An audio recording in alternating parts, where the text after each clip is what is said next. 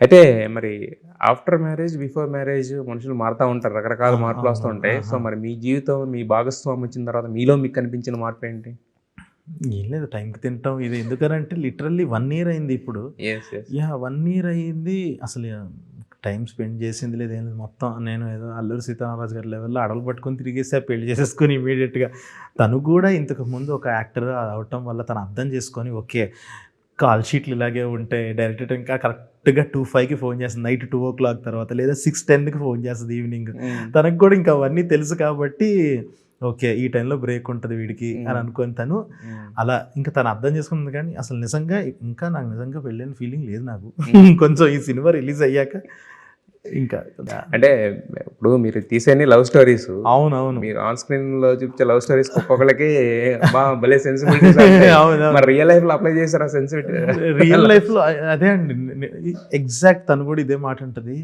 సినిమాలో అలా రాస్తూ బయట ఎందుకు ఇలా బిహేవ్ చేస్తా అంటే, ఇది సినిమా మీద చూపిస్తే డబ్బులు వస్తాయి, ఇక్కడ ఏం వస్తుంది నువ్వు నన్ను అర్థం చేసుకున్నావు కదా వదిలే తప్ప నేను బయట అప్లై చేయను.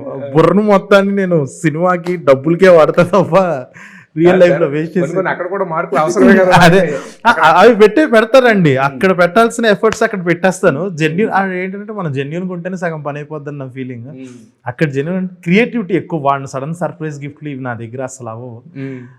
సో అంతే. ఇంకా కొంచెం అంటే బోరింగ్ క్యాండిడేటే నేను బయట. అంటే బోరింగ్ క్యాండిడేట్ అంటే మనకి మీకు దేవుడు బ్లెస్సింగ్ ఏంటంటే అవలేలుగా మాట్లాడగల, ఒక 4 డైలాగులు రాసి it's more than gifts for ladies కదా. అవి వెళ్ళిపోతుంటాయండి, అది ఫ్లోలో వచ్చేసి మనం కూడా రియలైజ్ అవ్వము, వెళ్ళిపోతుంటాయి ఫ్లోలో డైలాగ్స్ అవి. ఓకే.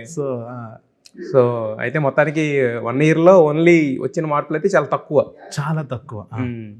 బట్ ఎందుకు అంటే లవ్ పుట్టడానికి రకరకాల రీజన్స్ ఉంటాయి.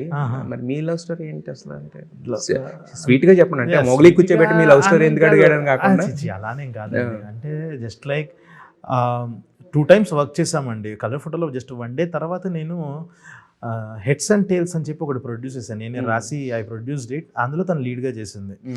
సో ఆ లీడ్గా చేసినప్పుడు ఇంకా మాట్లాడుతూ చాలా బాగా కనెక్ట్ అయ్యాం. మా యొక్క ఎమోషన్స్ అవనండి, సెన్సిబిలిటీస్ అవనండి చాలా మ్యాచ్ అయినాయి.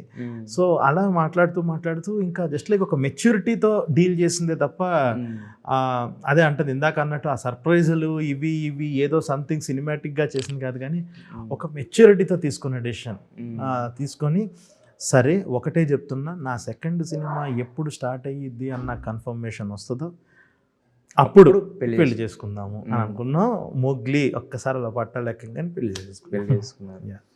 పెళ్ళి అంటే జస్ట్ జనరల్ గా ఎవరైనా చాలా గ్రాండ్ స్కిల్ అలా చేసుకుంటారు. మీరేంటి తిరుమలలో వెళ్ళిపోయాను? అలానేం కాదండి, మొక్కు నేను సెకండ్ సినిమా కోసం మొక్కుకున్నా. ఓకే. వెళ్ళి ఇది ఎక్కించు, ఈ కథ మీద చాలా హోప్స్ ఉన్నాయి, దీంతో జీవితం మారేలాగా ఉంది, ఇది నువ్వు ఎక్కించావంటే ఇక్కడ కొంచెం పెళ్లి చేసేసుకుంటా అని చెప్పి దండం పెట్టుకున్నాను. అంత నమ్ముతానండి నేను. సో నాకు మీరు చెప్తుంది ఏంటంటే దేవుడిని ఏదో ఒక సుపీరియర్ పవర్ లాగా కాకుండా ఫ్రెండ్ లాగా మీరు అంతే అలా ఓన్ చేసుకొని కొంచెం చూడొచ్చు కదా అది కూడా అన్నట్టు మాట్లాడుకుంటామే అంతే.